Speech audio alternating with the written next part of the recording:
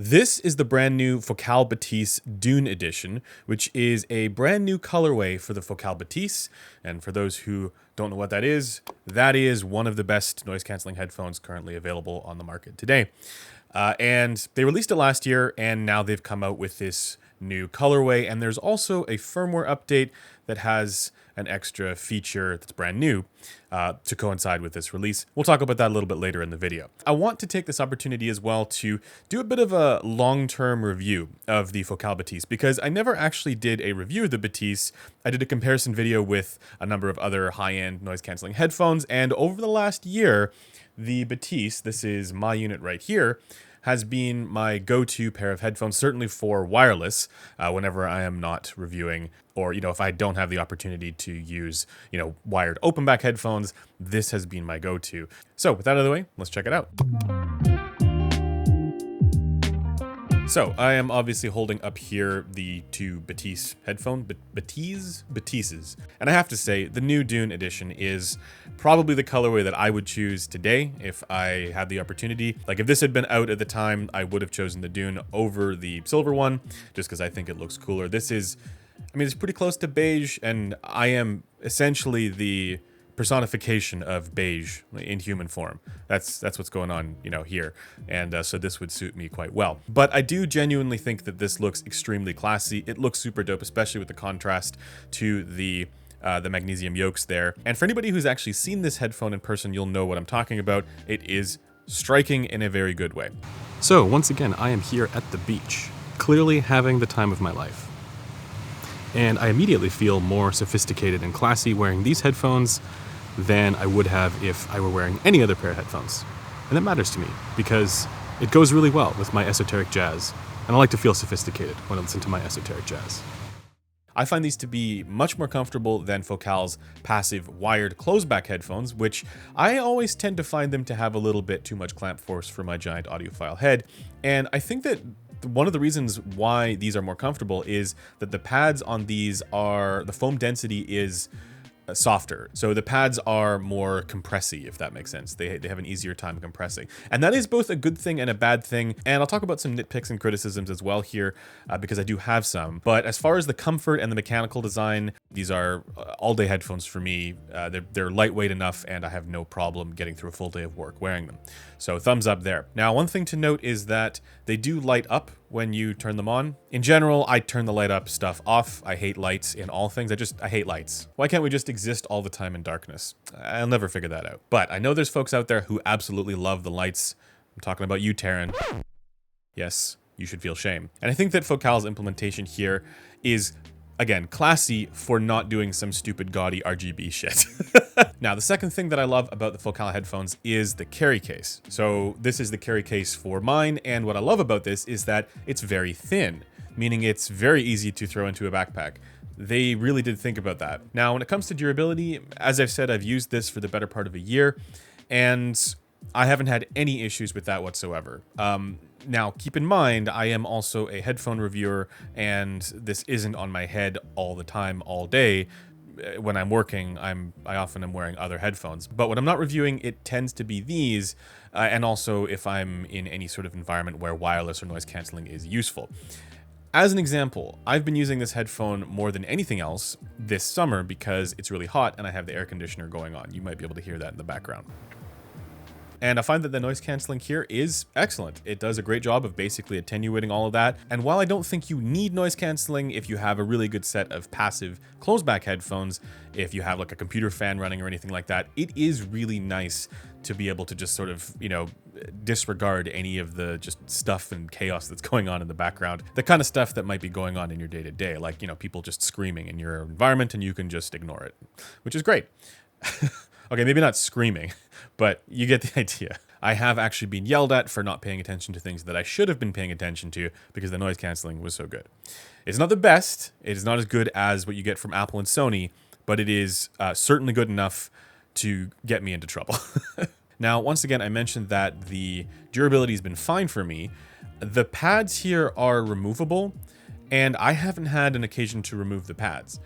If for whatever reason you do, that is one area where I still think maybe there would be some durability concerns, because the clips that you use to connect the pads or attach the pads to the cup here, they feel a little bit on the flimsy side. So I would recommend only changing the pads if the ones that you have on there do deteriorate.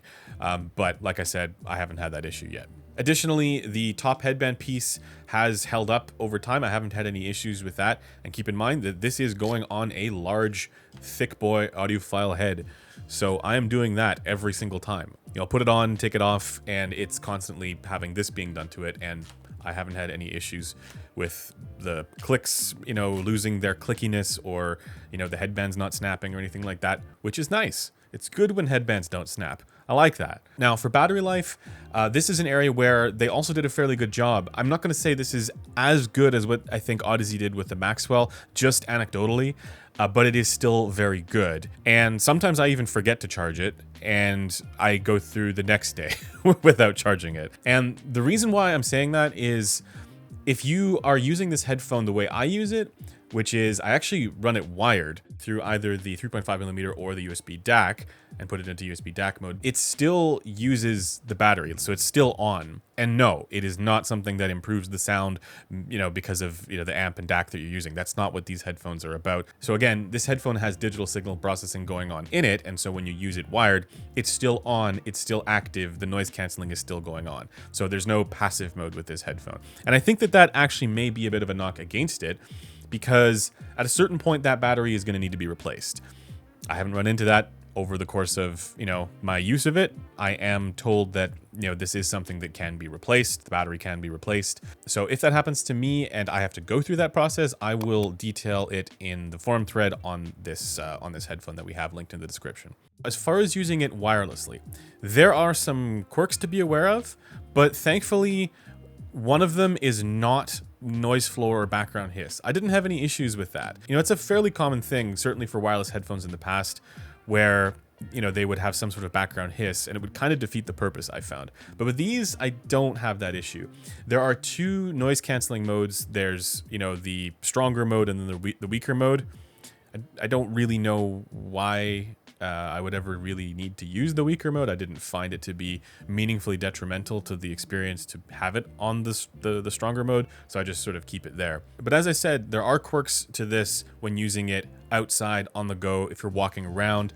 There are times when it's almost like the feed-forward, feedback, noise canceling mechanism gets a little bit confused when there are positional changes on your head. So this headphone, again, for noise canceling headphones, is a little bit on the heavier side, and sometimes the motion of walking can cause the headphones to kind of bounce a little bit around on your head. And when it does that, even just very slightly, it's almost like the noise canceling needs to adjust, and you can kind of hear things change a little bit. So if you're considering this headphone for a walking around outside kind of experience, that might be something to keep in mind and be aware of. But for any time that I'm stationary, which is, I mean, come on, look at me. I'm a stationary boy. That issue doesn't exist. So I do think that's just something to be aware of with this headphone. Now, let's talk about the sound quality. And just before I do, I'd like to bring up that we now have merch up on headphones.com. And if you're looking for the weirdest gift that you could possibly give somebody, we have a fairly interesting looking mug that a lot of people seem to like. Imagine waking up to your morning coffee being greeted by your favorite Dead Inside graph guy, and then receiving the notification that we have a new video because you've subscribed to the channel. So if you're interested in that, I'll leave a link to that in the description. Anyways, let's talk about the sound quality. So for the Focal Bathys default sound signature here with no EQs or anything applied, I'm going to say that this headphone is warm and relaxed, but still detailed and refined. That's basically my description.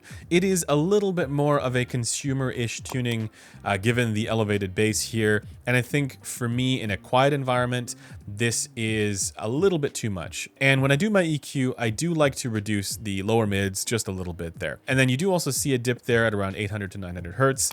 I also think that the reason for the elevated lower mid-range section is to kind of make up for that, or make it so that that's not as noticeable, because it actually really isn't that noticeable, but I do still fill it in with EQ. Then we get to the ear gain region, and for the ear gain, I actually think that this is, for its wideband effects, basically exactly what I want. I don't really want much more than this, so for around 3 kilohertz there where the rise is, and then for the treble, Again, it comes back, it's crisp and clear sounding, but not fatiguing, right? There's no sibilance that goes on with this headphone whatsoever. So I think they did a pretty good job of, imparting a little bit of flavor and character to this headphone without detracting from its overall sense of balance or having any major fatiguing issues. With that said, there are some quirks to talk about here, and the biggest one in my mind is that because of the way that the pads are designed here, where they're very squishy, and the way that this headphone couples to the side of the head, you're going to have very different results depending on the head that it's on. So the behavior of the headphone is actually going to change dramatically for people with larger heads compared to people with smaller heads, or if the side of the head is shaped a little bit differently. Because as this conforms to your head, the tilt and the angle of the cups changes slightly. And also the entire inside of the cup volume changes as the pads compress. And I've talked about this in the past, but essentially the behavior of the headphone changes depending on the head that it's on. Some headphones are really consistent, across a wide range of heads. Like for example, the Sennheiser HD800 is very consistent. Headphones that have larger cups like that will often be a lot more consistent, or pads that, are not that influential, in terms of how much they compress. But headphones like these compress significantly, and that variability is going to cause a lot of differences in terms of how people hear one particular region, and it's basically the region between 1 and 3 kilohertz, more specifically at around 1.5 kilohertz. This is an area where what you see on the graph, how it's measured, isn't necessarily how it's going to perform on your head, and I confirmed this for myself just by doing a manual sweep. So for me, given my head shape and size and its general largesse, there tends to be a noticeable bump right at around 1.5K. So in my EQ, I also reduce that. And this is also where the new firmware with the Dune is interesting. So let's talk about that now. So with the Dune edition, Focal have also updated the Focal and Name app that you can use on your phone. And with this update comes the Mimi sound test personalization, or as I like to call it, me.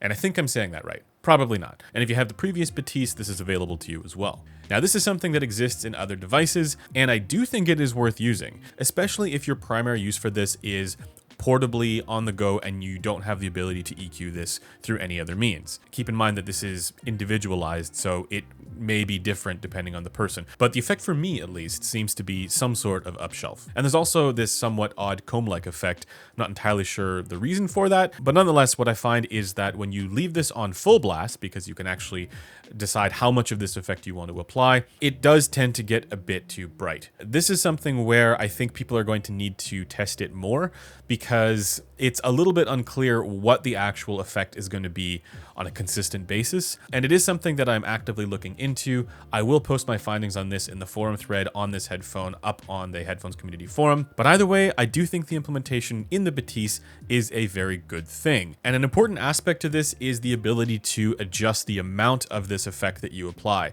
For me, I probably wouldn't go more than 50%, because as soon as I go a little bit too much, it gets a bit too bright. But at 50%, it kind of balances out the frequency ranges for how I like to hear them. And remember, I found that by default, its lower mid-range presentation and bass was a little bit too thick and a little bit too relaxed. So this just brings back a little bit more of that clarity by, providing that upshelf essentially. I think the next step for Focal here with this platform is to implement some sort of parametric EQ option, or the ability to input specific values to be able to, make it as personalizable as possible. But I do love that they are leaning into the personalization aspect of sound, even just with this, fairly basic hearing test implementation. Now, as I mentioned, for my use case with this headphone, I do run it with an EQ. I don't think you need to EQ this headphone by any means. And certainly I find its default sound signature to be warm but palatable, right? So there is some coloration there, but it is palatable. When I have everything sort of dialed in, this becomes one of my favorite headphones to use, and I look forward to using it actually. And that's also because I find that the subjective qualities on this one are very similar to what you get with Focal's other headphones, which I suppose makes sense. I'm not going to say that this is on the level of something like the Stellia or, Utopia or some of their other high-end, wired passive headphones. but it's certainly not that far behind from some of the other ones there. And those headphones are often referred to by myself as well as being extremely punchy and dynamic and engaging. And that's the characteristic that I get from this headphone as well. Beyond that, I don't find this to be all that special for instrument separation and that sense of spaciousness and openness that you sometimes get with headphones like, the Hi-Fi Man ones, or just a lot of planars in general tend to do that. But one other key strength to this headphone, where I do think it sets itself apart from the other wireless noise canceling headphones that I've tested or that I've compared it to, is that sense of clarity for the finer little nuances and the trailing ends of tones. And I know that I've talked about this in the past, but people call this micro detail, microdynamics. When you can hear the tiniest little pieces in the music more clearly. That's sort of what I'm talking about, the smaller gradations of volume. And these headphones, they do it very well. And we can talk until we're blue in the face about what actually causes that. Again, this is just a description of the experience. But for that experience, I find this to be better. For some of these qualities and just the experience overall, like for example, the Focal Radiance, I do still think is acoustically better. But having used the Bathys for a long time now, I can say that, the versatility that it has, it kind of makes up for that. Especially when you're in a noisier environment, right? I'd rather listen to this and drown out, cancel all the noise around me than a Radiance where, there's all kinds of competing sounds creeping in to the music. So in conclusion, do I recommend the Focal Bathys? Yes, of course I recommend it. I use this headphone more than just about anything else these days, but it's also not perfect. It has its quirks, both in terms of its tuning and in terms of its app. And I think these are things that could be improved. Certainly with the app, it could be improved just by making it so that you can input the values that you want. And then I think in future iterations of this headphone and that platform, I think there are a couple of quirks that they could kind of iron out for the tuning, in particular in the lower mid-range. I think for the rest of it, they kind of nailed it, apart from that kind of variability effect for, the sort of mechanical design here. But that's a compromise or a concession that I think you're going to have to make for just about every wireless or noise canceling headphone or a headphone of this type. And with the release of the Dune here, it shows that they are, trying to do additional things with this platform. And like I said, I wish this colorway had been around, at launch, because I would have chosen this over this. They both look good, but this looks better in my opinion. There are a couple of other wireless noise canceling headphones that I do still want to try that are on my radar that may dethrone this, and I will do a video about it if they do. But for now, this is the best one that I have heard, and therefore I am happy to recommend it. And I think that there's so much more potential with this headphone and this platform, and I really hope that they iterate on it in the future. Anyways, that does it for me in this video. And of course, if you're interested in any of our written material, that's up on headphones.com in the audio file section there.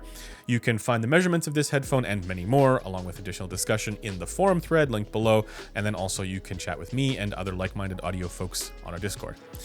Until next time, I'll see you guys later.